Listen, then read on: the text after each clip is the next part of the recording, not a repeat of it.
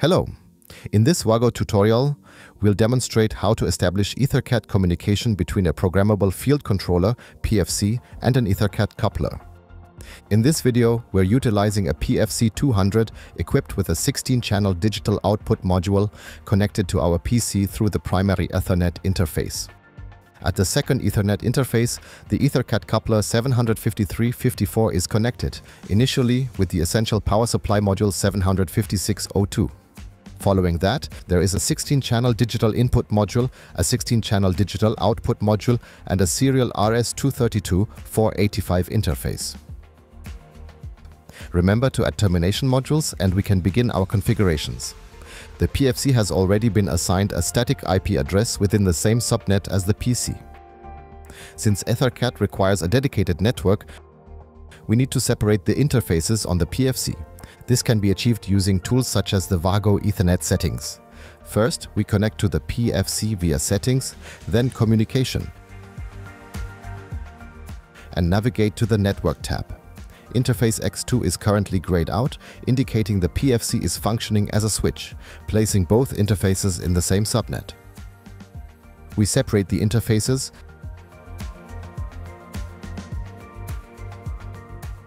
and although we could assign a distinct IP address to the X2 interface now, we must not proceed with this at this stage, as once we have configured an EtherCAT master, we use it to search for available EtherCAT slaves. Consequently, we don't need to assign an IP address to the EtherCAT coupler. Simply connect it, and the EtherCAT stack will manage the rest. Next, we open CODESYS 3.5 and create a new project. Our goal is to trigger an output on the PFC using a digital input on the coupler via EtherCAT.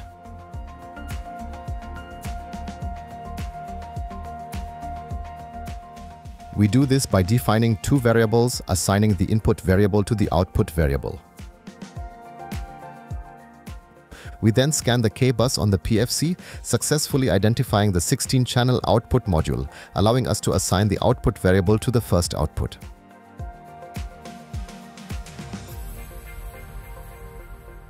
Now, we need to address the input.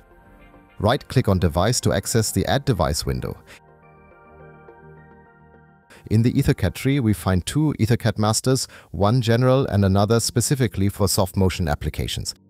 We select the general one. Next, we open the EtherCAT master and select the Bridge 1 interface where the EtherCAT coupler is connected. It is advisable to choose Select Network by name, especially if the program is to be transferred to another PFC or if a redundant system is in use.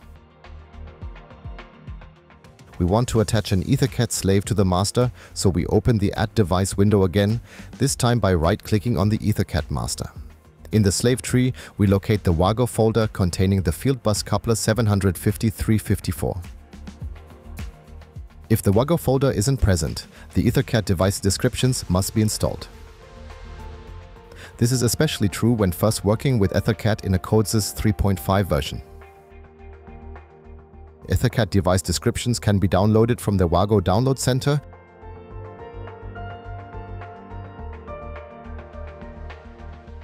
and installed in CODESYS 3.5. By opening the device repository from the Tools menu, selecting Install, opening the .xml file, and installing the device descriptions.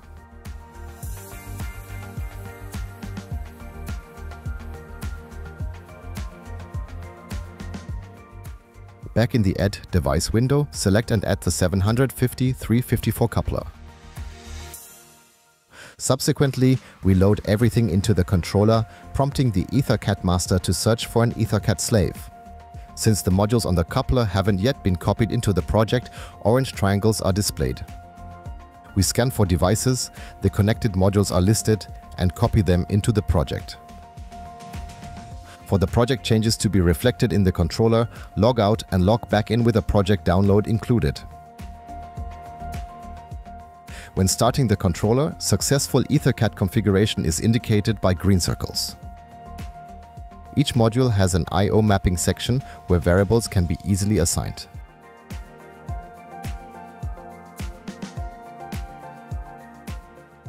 Thus, we assign the initially created input variable to the first digital input. Download everything to the controller again and start it. The EtherCAT tree reappears in green, and when 24 volts is applied to the first input on the coupler,